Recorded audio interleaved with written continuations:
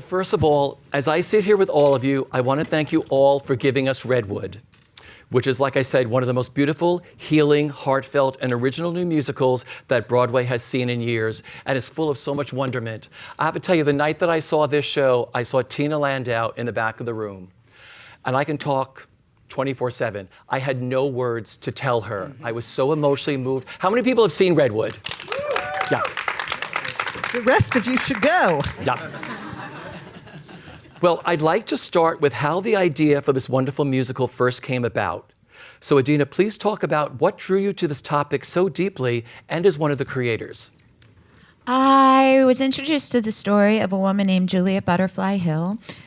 She had lived in a redwood tree for 2 years, like 736 days, in order to protest the logging companies back then in Humboldt County.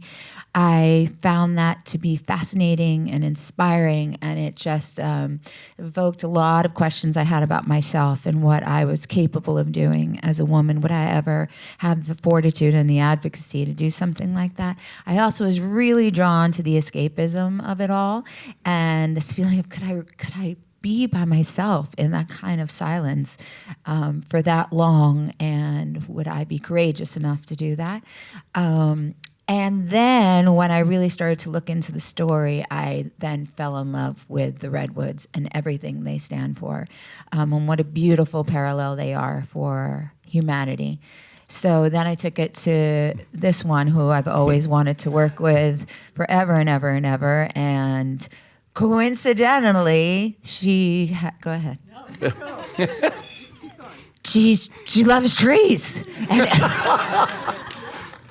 And we both thought this idea, this image of a woman in a tree could be singable and a really cool but different type of musical. And we weren't sure we were going to go from there, but we sort of manifested it. And here we are, 13 years later, something like that. Wow. And that's the exciting thing, that original musicals do happen. They take a while to put together, but there's nothing more exciting, I would think, than putting together an original new musical with that story. So Tina, when Idina came to you, talk about those first conversations, like, and the connection and, wanting to put this all together. Yeah, we really didn't know what it was going to be. Yeah. She spoke about this woman, Julia Butterfly Hill, who I started researching. And for a while, we circled around that story, a specific story of a specific real person. But we quickly moved on from that and realized that we wanted to create something from scratch. And that what we really had at the center of it was, like Idina said, this distilled image emblazoned in both our hearts.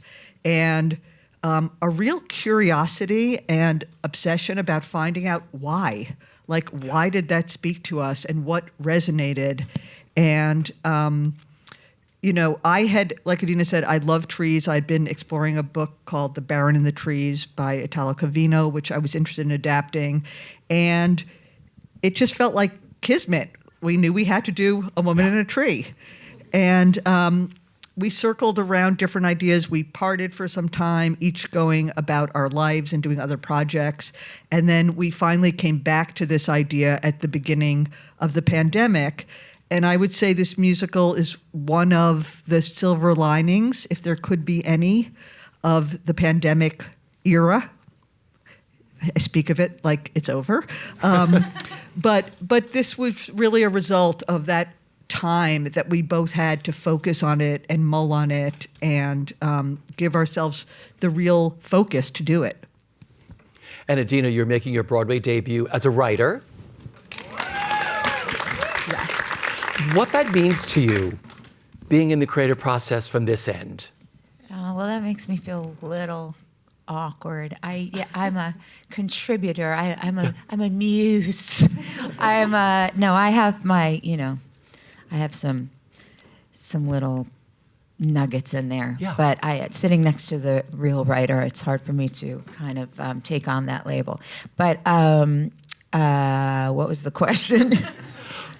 Being a part of it from this end. Oh, I mean, just from the creative end. Well, I mean, I've always taken pride in being in original musicals for the most part in my career. I feel that it's really important for us to keep trying to tell new stories as the world keeps reviving and bringing in musicals based on IP, no judgment, maybe just a little, sorry. And then, so it takes a really long time to do an original musical. It takes a lot of patience, takes a lot of courage, a lot of risk taking. But I love the process so much. I love discovering it. I love having the composer or the book writer come in and with a brand new scene or a brand new song that they were thinking of for me. It's a little egotistical. I love the process of it. So I'm not finishing the question. Yeah, you are. And I will add to that she says she didn't write really, but I have texts to prove otherwise. Many, many texts of Idina saying, what about this or what about that? Or here's an alternate lyric or, and there are particular sections in the show that I took almost verbatim from her, I don't know, I want to say goofing around, improvising, making stuff up. So she's in there. Yeah, before I get into the cast, I want to mention Kate Diaz, who of course wrote the songs for this. Brand new to Broadway. So before I get into the cast, the two of you, how did you find Kate? And what was it about her that said she's perfect for this project? We knew we wanted it to be an all-female, Yep. driven team, right? Yeah. Is that okay to say? Yeah, go. In this day and age? Totally, yeah. Okay. Nothing's okay to say Okay. these days. So you might as well say it. Yeah. And okay. And we knew we wanted it to be someone that was not part of the Broadway theatrical community.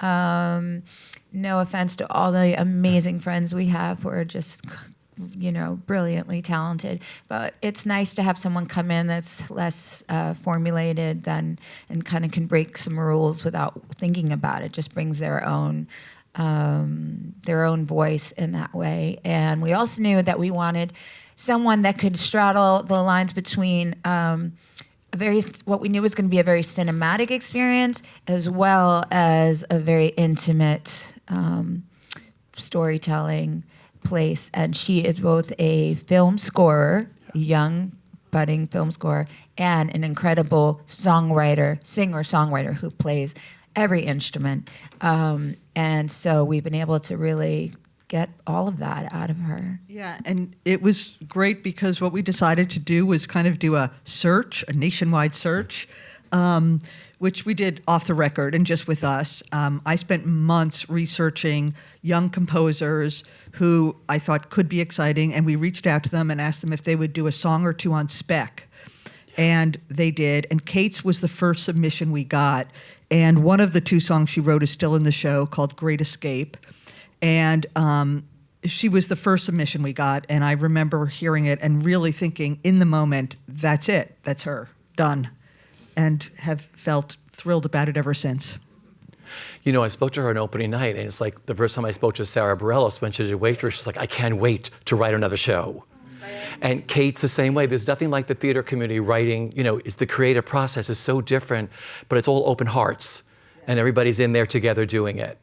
So now for the cast, how did you each get involved with the show and why you each wanted to take this journey?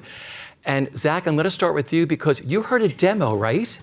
Yes. Yeah, tell the audience. Okay, so I got forwarded a demo of the song that I ended up singing and now do 8 times a week called Still. And it was Kate. For people who don't know what a demo is usually, so it's written by the composer and then the team will either hire someone to perform it or if the composer sings, they will have the composer sing it. And so Kate has, as Idina said, one of the most exquisite voices. And so I heard it and I know exactly where I was. I was in my bedroom. I was like folding laundry. I was like, I'll just like listen to this song, see what's going on. And by the end of the 2-3 minute song, I was crying. I was very, very emotional because I mean, she just writes such visceral music that really knows exactly how to tug at all of your heartstrings at all the right moments. It's not too masturbatory. It is just the right amount, seriously. And after hearing that, the rest was kind of history. I was like, this is a song that and a character that I would love to get on board with and develop. And I mean, this team is, the dreamiest team that has ever been. So it started with the demo. And then after that, it was like, how do I get more involved in this piece? Can I interject really quick?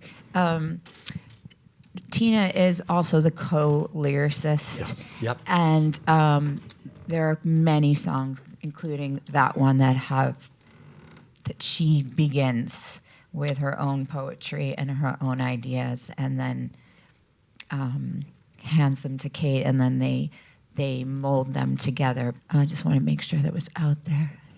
Thank you, Idina. So Khaila, for you. The casting director, Pat Goodwin, saw me in my previous show, 6, and he and he called my team and was like, we want to ping her to help out for this rehearsal process for this new and up-and-coming show. So I was just there temporary helping out, and I showed up. I asked them, I begged, I said, well, if I'm going to be doing double duty, I need to know that it's worth my time. So I need the script and I need a demo of the song. And they sent me the script, and I read it in between shows on a 2-show day, and I sent a picture to my agents in my face. I was bawling. I was like, I don't know what this is, but I need to be a part of it. It's brilliant. It was beautiful. And then I was like, well, let me hear the demo. So they sent me the demo 2 days later, and I was like, who is this singing? I was like, I need to be a part of this. I need to sing this music. So then I came out and I helped out for the first week. They were doing a workshop situation. I got super close with Michael Park. We spent some really good hours together in that workshop time. And I was grateful enough to be asked to help out again for another week. And then at the end of the second time that I was helping out, Tina sat me down and was like, we would like for you to transfer to Broadway with us and play Becca. And I was super honored because I'd had so much fun just kind of hanging out with these people. They brought me in like I was already there the whole time. So yeah. That is beautiful. And I remember I shed a little tear when you told me that too. Yeah. It was great. We did. The first day, one of the first couple days of rehearsal, we had like a 2-hour break. Adina was doing solo work, and Michael and I sat in the hallway for the entire 2 hours, and we just giggled. And Tina walked by, and she was like, I like this. Because we were just like out there giggling the whole time. So yeah, I'm grateful for this. Fast friends. I know. Yeah. For me, it was different. I had done Dear Evan Hansen, and it was like 6 years removed from any kind of Broadway situation. And when I got the breakdown for this in a submission, in an agent submission, I saw Tina's name, and of course I saw Idina's name. But Tina, I've always wanted to work with Tina. I've been kicking around this business for a bit. It was like, 30 years later, I finally I might have a chance to work with Tina Landau. And Idina and I had done a couple readings together and got along famous. I played her husband once. So we that misbehaved was a lot. Right, we did misbehave because we weren't really the leads. No, so it was an ensemble piece. Yeah, so we had time it was an to ensemble mess around. piece, but we had a lot of fun. Right. Okay, take 2. We had a wonderful, wonderful time, and I remember the audition breakdown was sing something because my song didn't exist at that time. I think they were just crafting this character at one point, and I had no knowledge of any of this. But the breakdown said sing something in the likeness of some Zorba or L'Chaim or yes, it was in the breakdown, or U2's Beautiful Day or David Bowie's Let's Dance. And I'm thinking, how do these 4 songs go together? How does this happen? So annoying when casting people do. Right, and so I'm like, I'm totally confused. So I broke down James Taylor's Secret of Life. Anybody know that song? Yeah. But I want to do it David Bowie style and then like rock it home, right? Do you remember this in the audition? You probably don't. I remember your audition. I deny that breakdown. But I don't blame you for denying that, but it was just, but it was so strange to me. I'm like, okay, and I got an accompanist to come in with me and do this because we had kind of just ripped apart this song, one of my favorite. So you brought your own accompanist? That's I very did, brought my own professional. accompanist, right? But no one had seen that in the room apparently before. So I did this thing, and I remember looking at you afterwards. You went, I think that was the best rendition of Secret of Life I've ever heard. And I'm like, oh, thank God. Thank God you liked it. But then in crafting this and finally getting this and showing up at La Jolla, it was such an emotional thing for me to finally be crafting something again. And after 6 years of not doing it, I was just so excited. And to be in the room with y'all was just insane to me. These roles feel tailor-made for each of you. You embody them all so beautifully, both emotionally and spiritually. Talk about what these roles mean to each of you. Anybody can start. I think Becca, the first thing that I really connected to her with was her spirituality. She's Jewish in the show. I am not Jewish, but I am very connected to my spirituality. And I was moved by how I feel like Becca is the voice of reason in this show. She speaks a lot of truth. And it kind of is important for me as a Black woman to be on a stage of that, this massive stage telling the story of a Black woman that it's not about her being Black. It's not about her Blackness at all. It's about her being an intellectual, her being intelligent. She's such a smart and poised woman, but you also get to see her vulnerability. And I think that Becca is so important for young Black women to see on a Broadway stage because you don't get to see Black women in that sort of light. So I'm grateful for Tina for allowing me to come in and bring my vulnerability and my spirituality into this process because, yeah, like I said, I think Becca's super important for right now, for these young Black women to see that there are more roles for you out there than just playing the girl who talks about how Black she is, you know? It's important. That's great. Beautiful. yeah, and thank you, and thank goodness for you. Blessings, really. But also the other thing is the role, she plays a forest canopy botanist, someone in forestry, and there's kind of a misconception that people of color don't exist in that world and in those jobs, and it was important to portray the truth, which is that they do, and they are. That we exist everywhere and we will continue to exist because we run this, you know what I'm saying? Well, for me, it's just it's when you have an idea when you're crafting a character, and I hate to sound so actory when I say that, and you have an idea of what you want it to be, and your idea matches the scriptwriter's idea. That's where heaven happens a little bit, and so. I think one of Tina's superpowers is that she will then see what you're bringing and then write upon that. And it's just, it's a wonderful thing, and it's very, very rare in my experience that happens. But this is the first, I gotta say, it's one of the first characters that I've played that kind of mirrors my own energy, my own frenetic ADHD, wonderful energy. So I thank you again for all of that. Is it okay that I keep interjecting before we get to Zach? Well, the thing I want to say about that is I could do that because I am the writer and director. And people often say you shouldn't do both and that it's a problem because you lose objectivity and you can't separate. And I feel exactly the opposite. I feel like, no, I'm in the room working, and without going to another person and saying, what about this? And can you add that line? And then we have to have a 10-minute discussion. And I literally just say like, oh yeah, add that. And then we keep going. So the two roles are very merged for me. And I think that's why these actors or actors I work with often feel like I'm really collaborating with them because I've taken out a middleman and I just allow myself to say yes, no to words and staging and any and everything that is the character all at once. I'm so grateful for that.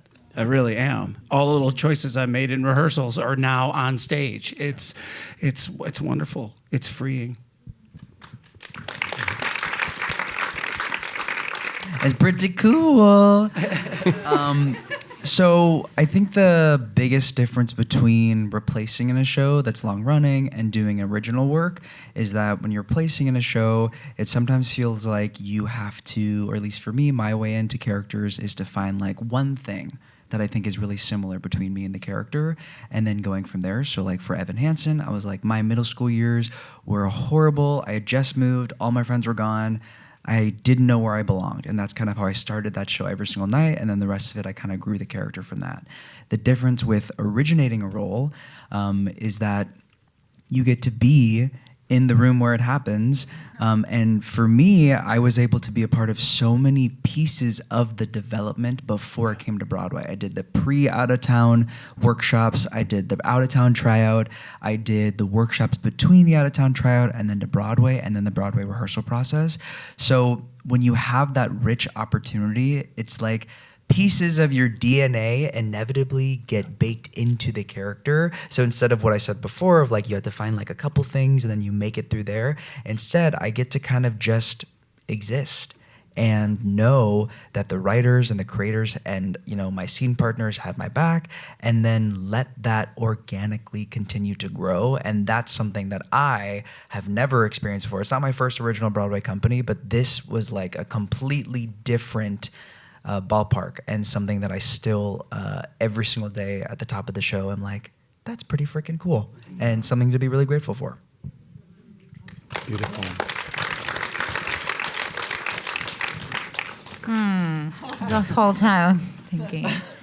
First of all, what I was thinking about what you just said is I think I should come clean on the original musical thing. I think I like it because it's cheating. Because well, first of all, I don't have to compete with anyone else that's been in the role before. Secondly, I know so much of it comes from in here, from an organic place. So it makes my life easier, you know. I have such a hard time with Jesse because, well, in such a heavy or an emotional show, I think that Tina and I really felt, well, Tina felt it was important that I be funny in this show. She's seen me in certain places where, in my concert tours and stuff, where I'm actually funny, but for some reason, even when I audition for other things, TV and film, everyone's, oh, she's funny. I've been doing this for 30 years. My first role was in Rent, and my role was funny. But I don't know what but of it being Elphaba and being just serious. So I really appreciated that she saw that in me. And even though this woman, Jessie, is coming from such a traumatic place, that we knew that her humor was her defense mechanism and what we needed in the character, and where her awkward laughter comes from all the time, and her, and so, that's the first thing I think about when we're creating the character. The other thing, I don't even remember really what how the question was stated, but is it what I found in her, what I've learned from her? What you love about her? What I love about her. Yeah. So I love her, Yeah. her humor. I love her, I love her strength and her survival mechanism. I love her love for her son. That's just what I was thinking. Yeah. In those words. As a mother, I can recognize that. I mean, she has to learn that we aren't perfect parents and we're going to fuck up our kids. But I love that she's on this journey to figure it out. And I love that she's open to learning and a new experience, and that she allows these beautiful people in her life to teach her something. And she doesn't take off her ring the whole show, by the way. Dee and I have different things going there. So I didn't know So that. at least, even though I'm the one running away and giving her a hard time, I never take this off. Which is probably just thinking like, well, just let me run away, do my thing, and then I'll be back. So I won't give this away, But anyway, I love that she's similar to me and that she wants to do something heroic in her life, and whether she recognizes it or not, she manifests this for herself to make her be an open vessel and to discover herself and find a reason for living. Beautiful. Thank you. They're also beautifully written, these roles, Tina. I mean, everybody gets, like I said, this is a very open show. I mean, watching you all work on stage, you all take each other in through the story, which I think is really fascinating. What kind of room does Tina run in the rehearsal room? I've spoken to her many, many times. Everybody who's worked with Tina Landau, like Michael said, everybody wants to work with her. She runs a tight ship. I'll tell you that. Yeah, we start on time. We end on time. Yeah. She's likes her, her quiet time when she needs to think. She's like, let me take a second. And there's a lot of respect. There's a lot of love. There's a lot of grace in the room. And I think she runs rooms very beautifully. I think one of my favorite rules that she has is no phones, no pictures, none of that. Like, you keep it out of the room. And I appreciate that, because it helps you to not be distracted by outside things when you're supposed to be focused on something so special like this. So yeah, I love the way she runs the room, quite honestly. She does a check-in every day. Yeah. In a circle. We all have to just kind of say where we're at that moment. You'll do the same thing, pretty much. Yeah? I do the same thing? What do you mean? You give your check-in. You. Oh, yeah. I usually go first. Yeah. And it's not like I want everyone to bring all their luggage in, but I also don't want to pretend we're not who we are. And if something is happening, that it's not there. And I think it often helps to say it and recognize it and then get to work. Also, to do viewpoints with one of the godmothers of viewpoints is really just a special thing. Say what viewpoints are for those who don't know. Oh, jeepers. Here we go, quiz. List them all. Quiz. Go. No, just the idea. Or I will. Please. Viewpoints is a physical training and warm up and vocabulary that I do on all my shows. It's work I do physically with the company to practice things like openness and spontaneity and listening and fearlessness, that we don't really have mechanisms by which to practice. Like a singer practices scales, or a ballet dancer might work out at the bar or something. What do you do as an actor to keep those particular muscles and qualities that we so treasure alive and in play in the room? So we do a lot of what some might think of as exercises, right. Which they are. Non-pejoratively. And I think they really help. I mean, so many things, but when you're doing 8 shows a week, everybody always thinks, oh, does that get monotonous? But if you're really tuned into these things, it really makes it fun, because you notice every nuance in each other, or you're tasked to notice those nuances. And so then we react off of each other like a pinball machine. Even though we've been staged and we have our places, there's a little bit in all of us that's keeping an eye and moving within that, whether it be our space, our voice, our emotion, whatever it is. So I love it because it keeps us, on our toes. And on top of that, it also bonds us. Yeah. It's a wonderful bonding tool as well. Yeah, for everyone in the room. I mean, the musicians in the room would join in. The stage managers would join in. It was a wonderful experience. These are very physical roles. I mean, for those of you who've seen the show, no, go ahead, Zach, go. Yeah, you haven't complimented Tina once. Twist my arm. No, I was just gonna say that what I had heard about Tina before, the rumors were that her rooms and her as an artist and a creator is that she's just like the definition of collaboration, open collaboration.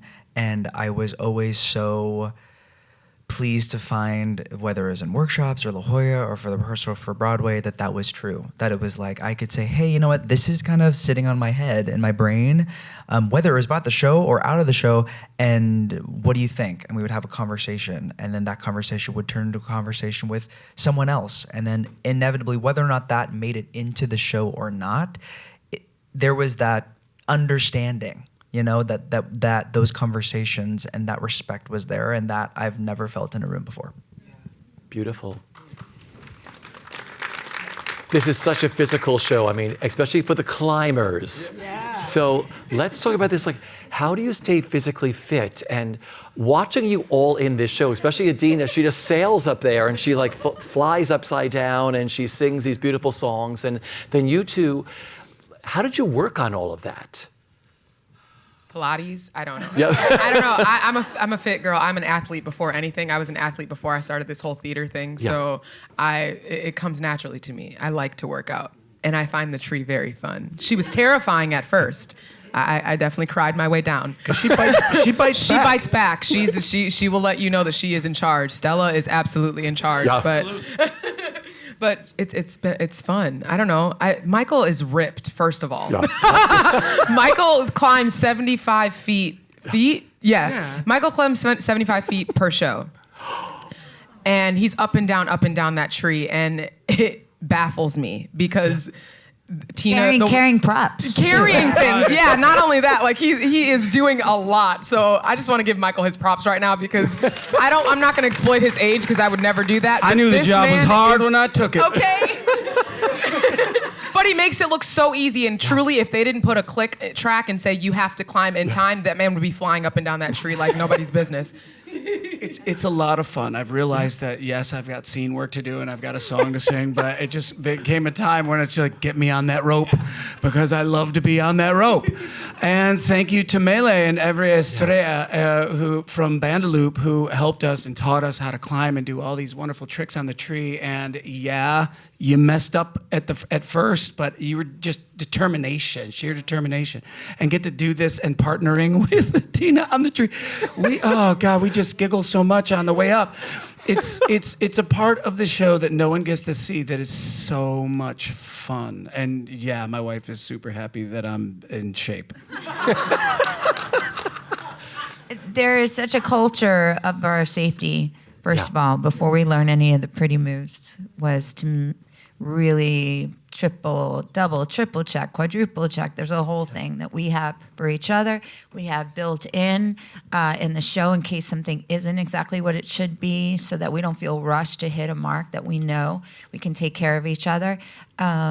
So we feel free and safe. And I particularly like it because my lower back problems, it's good traction when I'm upside down.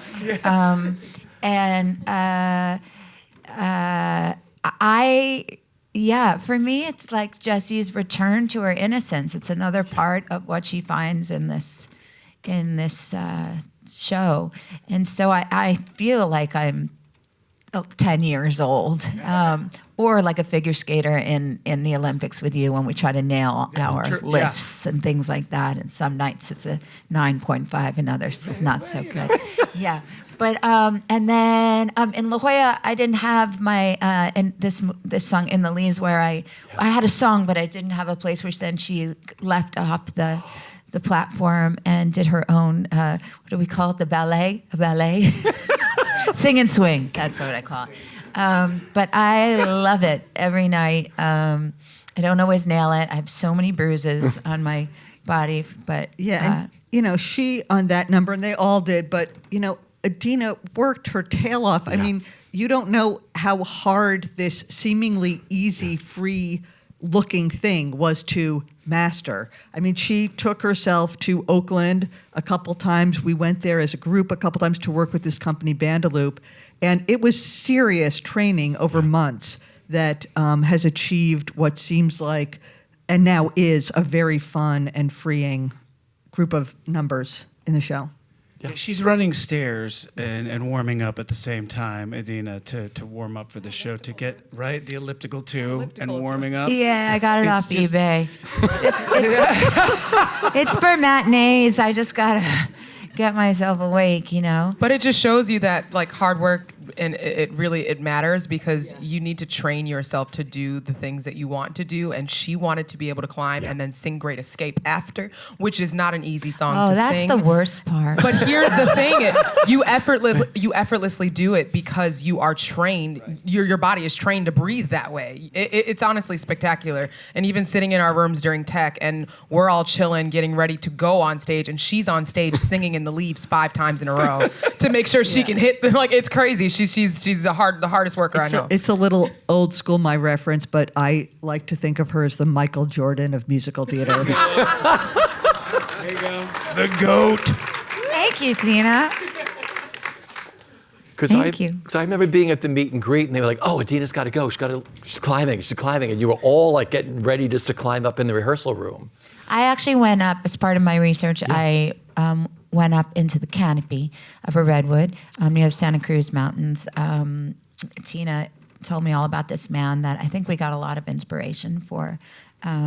Finn's character from, and there's very few people that are licensed to take people up into the actual canopy of a redwood, and he has, there's these people that live on all of these acres of land, and they have some real grandfather trees there, which are the big, old trees, and he took me up, we climbed up, we spent an entire day getting up the tree, and then spending the time in the canopy. We FaceTimed Tina from there. And then I sang to him, I serenaded him up there, and I tried my different songs so that I could feel what it felt like to sing up there. It was such a beautiful day. So yeah, I did a lot of research like that, and then also I practiced my choreography on a real redwood as well.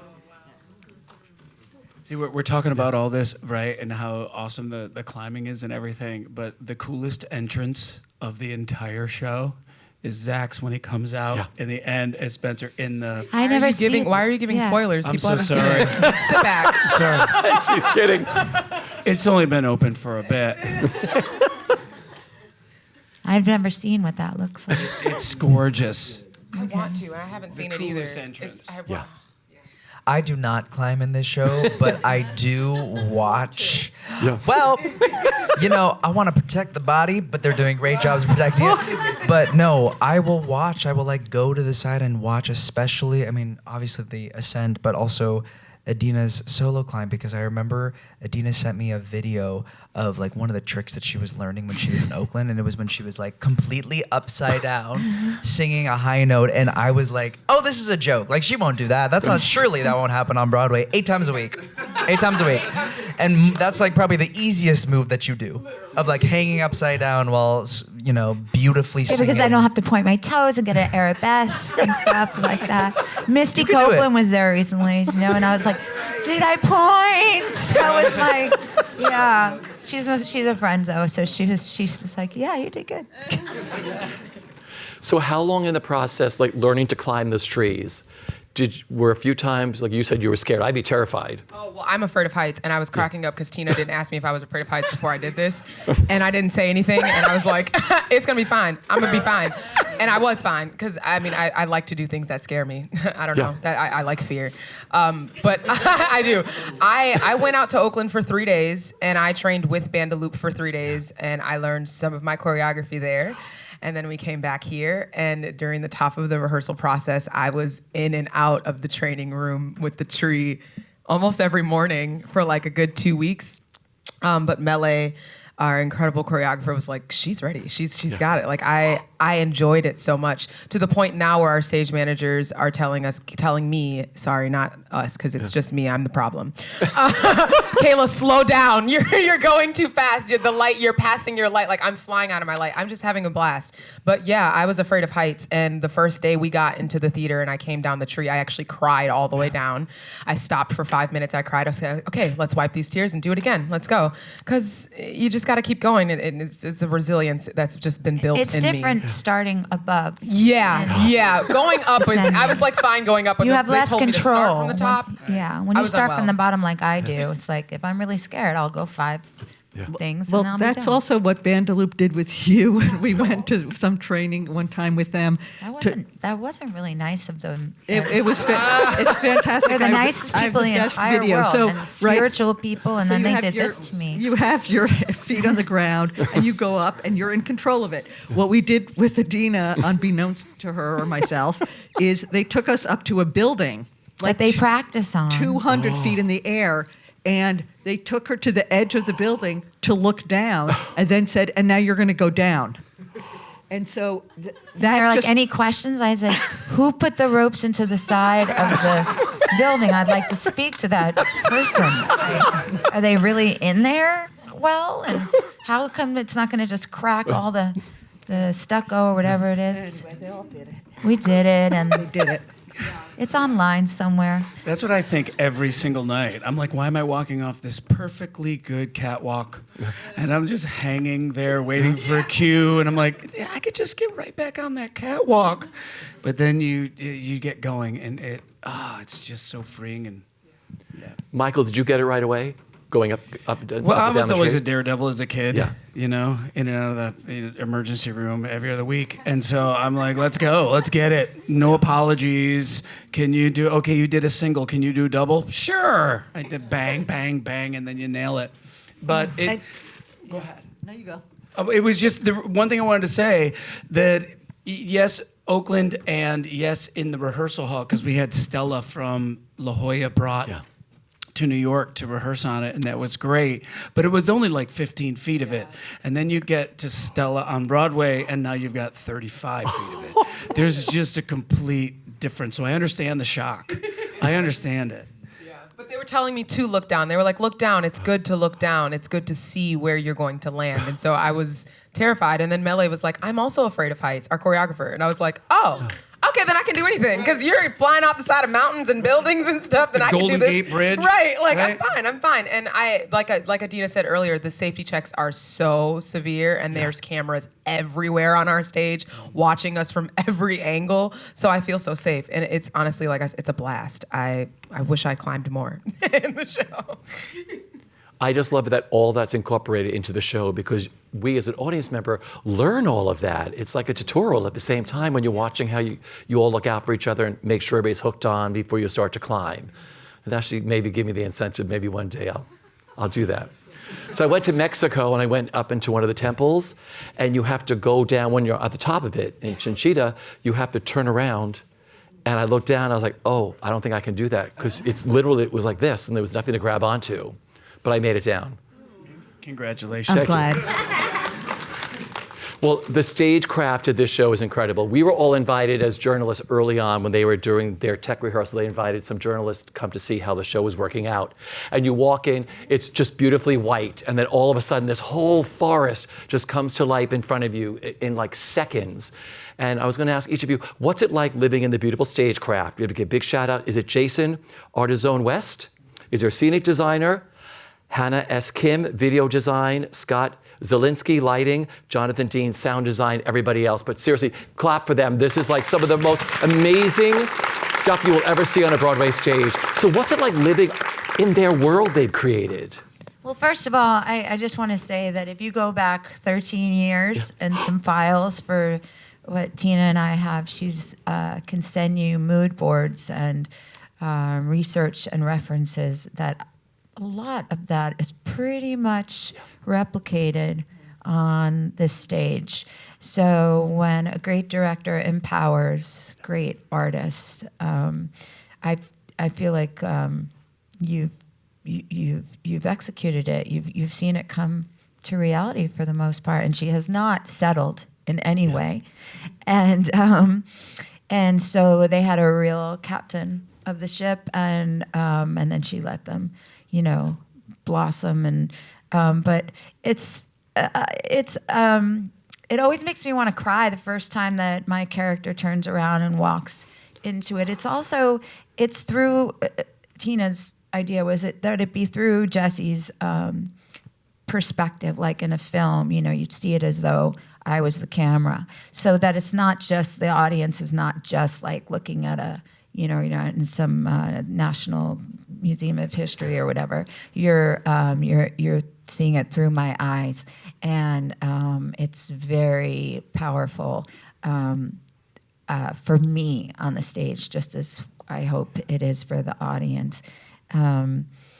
And I don't think anyone's seen it like that on a stage before. Zach, for you, living in this beautiful world that's been created. Well, my favorite thing is hearing the crowd reactions. Yeah. Like, there's a moment at the top of the show where every single night it's a Yeah. And then there's also when we see, have you not been there for one of those? Oh, I'm excited for you to see it. And also like when the forest is like first like beautifully like slowly gradually shown, you can just like hear the like like the exhale, and I think that's one of the most amazing takeaways of our show. That the visuals, the story, the music, everything kind of makes everyone That's exhale. where Kate really shines. Yeah. That's Yes. her scoring. That's just The pairing is delicious. Yeah, the scoring is flawless in this show. Yeah. Kayla, living in this beautiful scenic world. I think my favorite scenic part is Roots. Where Kate shines again. You get that underscoring beautifully to Michael's storytelling written by Tina. It's honestly one of the hardest parts of the show to get through for me, because I'm like, can't cry. But you're like tearing up hearing these incredible words about the roots of a redwood and how they're not super deep. They're actually really shallow, and they link together, and all these trees are holding each other up.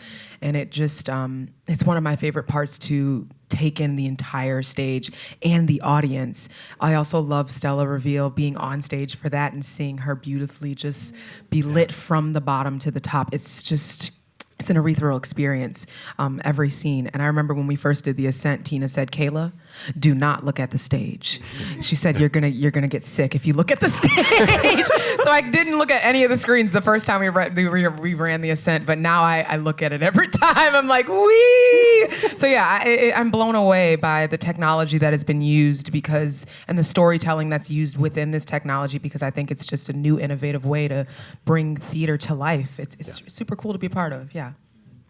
Michael, for you, living in this beautiful stagecraft. For me, you mentioned the ascent. The ascent is just so beautifully digitally choreographed, as well as climbing. We have this moment where we're kind of living in the forest, and the forest moves with us, behind us, and that's why you're not supposed to look, because you'll get all dizzy. But it moves with us, with our hands, and then we bring it back, and it comes back. There's something something mesmerizing about that, because we're only climbing probably 15 feet, but you get the feeling that we're actually climbing 150 feet in the air, which is it's a wonderful moment in the show for me that I never get to see, but I got to see once in tech. And then of course my favorite, which I said before, was Zach's entrance, that I'm not supposed to talk about, apparently. We have a room full of actors, and there'll be actors watching around the world. Tina, when you're auditioning people in the room that maybe don't have a lot of experience yet, you're seeing new actors, what do you look for in a room? When someone like in this audience comes into your audition room, what do you look for? Really, generally, I would say openness. I can usually tell, no matter how scared or closed or freaked out an actor is, if there's some open heart beating through that just says, like, I'm available to this moment in this room, like that kind of being present. And often, I heard you talking about this the other day on an interview. I thought it was so right when you were saying how sometimes your quirks or your idiosyncrasies or things that you're embarrassed about are actually your superpowers, your gifts, your thing that will make you unique. And I always look for that. It's like someone bringing their whole self, however odd and special, because everyone is.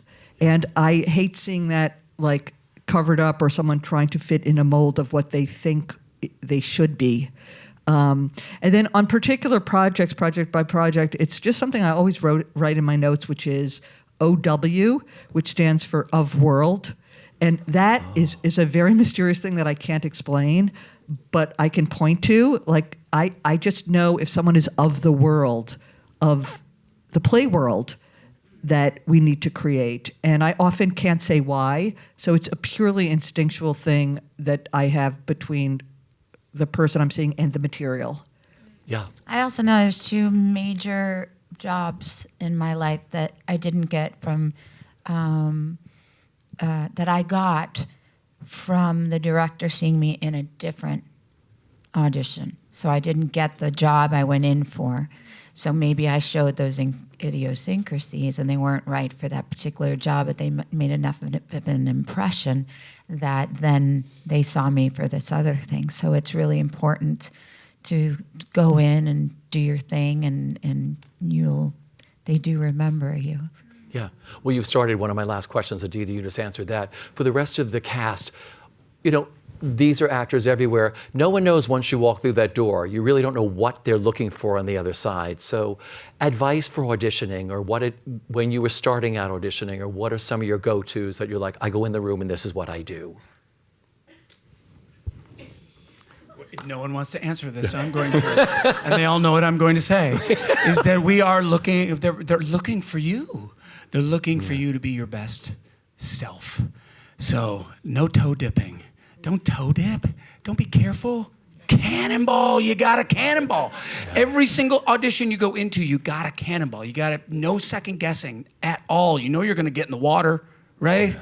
You know you're going to get in. It might be cool. Easier said than done when the casting director starts reading the lines with you. Yeah, I get it. Still cannonball. You got a cannonball. Jeez, and she's looking at the camera and the script just to see. I mean, come on. Doesn't matter. You got to make your choices and go. Rolling eyes at me. I'm not a great auditioner, to be honest. I'm not either. But it's our job. It's your job. When you leave college, the sanctity of college, what you can do is your job. Your job is to audition. And you can't walk in half there. You've got to be all there. I've also heard actors say that they approach auditions sometimes like a chance to work, and to practice. And so it's not about like being perfect in that moment. If you can make friends with if I never had to audition an actor, I would be so happy. I think auditions are horrible. Yeah. I think they are horrible for all parties involved. And it's part of why I love actors so much, because I cannot believe the courage it takes to open your souls and put yourselves out there the number of times you do in auditions and in any performance. But anyway, it's made sense to me that when it feels like a work session, it's just an opportunity to practice something that day. Can I just give a little tidbit? Yeah. Oh, do we have to go? We probably have to go. Yep, you go. I have to audition a lot, not for theater as much, but for the rest of the TV and film stuff. I still pretty much go in for everything. And I go in and I feel like Madonna, well, for this generation, maybe, I don't know, Beyonce or something. I go in and the biggest producers, the assistants at their desks, anyone who's there, they bring Elsa material. They want me to sign everything for their kids, Wicked, Rent, everything. I feel like, I'm going to get this job. These people will worship me. And then I leave and I feel used. I feel like they just had me come in so I could sign all of their stuff, and then I don't get the job. But maybe it'll be the next job. So you just to quote yourself, just to say. I would say that you always have to be as prepared as possible with the material, so that when you're in the room, you can just let it flow. And then this is like the cold truth, which is that I remember for my very first audition I ever had in the city, it was like an ECC, which means you like line up and you go in, and I was like shaking the entire time, and I was like, surely I'll be great. It's gonna be totally fine. I'm like fresh out of school. I hadn't even graduated yet. every single person who went before me had the best voice, was the best actor I'd ever seen in my entire life. And I was like, right, okay. So that's a great way just to start to know that everyone here in the city or everyone in LA, wherever you're auditioning, is incredibly talented. So what are the ways that make you special? And what are the ways that make you as a collaborator special? For me, I like to pride myself on someone who works well with others. And that will take you, I think, pretty far. And yeah. Khaila, for you. I want to bounce off what Zach said here about, what did you just say? Something about being special. I feel like you asked me this question last year, and I get asked this question a lot because I'm bald. And so I always feel like I go into the room and I give these people a blank canvas. I don't know if you knew I was bald. Can you tell? Yeah. So I feel like I always walk into the room. Yeah. You don't see the bangs? Are they out of place? Get them together. Thank you. Okay. I always feel like I walk into the room and I give these people a blank canvas, and I had to stop thinking that for a hot second because I was like, ooh, just because you're bald does not mean you're giving them a blank canvas, Khaila. But then I was like, oh, but I'm probably nothing like anything they've seen that day, and I have a crazy amount of confidence in myself that's not borderline cocky, but I know that I do something that no one else can do, and I don't compete because people don't compare. So I'm very much so solid in what I do and what I give, and I know that when I give what I give, I'm giving 110%. Tina said she likes to treat auditions like the collaboration process. I treat it like it's my opening night performance, baby. This is what you're about to get. This is what you're gonna get 8 times a week, and I'm not going to try to compete with the person that came before me because I'm not gonna hit that high G. That's not my ministry. I'm not gonna sing that high. I like to emote on a low E. That's just my vibe. So I feel like being your most, with all that being said, I feel like being your most authentic self when you walk into that room is super important. If you're a little chaotic that day, then be a little chaotic in the room. It's fine. It's a process. It's always going to be a process, and rejection is always redirection, and what's for you will never pass you. The doors will always be open for you, and if it's not your door, then it's locked. Keep it pushing. It sounds like you cannonball. I cannonballed it. Yeah. So what we've learned, it's all about cannonballing. It's all about cannonball. I have one quick question to close out with, and you can be as brief as you want. This show is so special to so many of us. What's made it so special for each of you? It's a big question, but...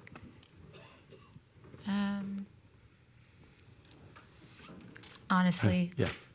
Go ahead.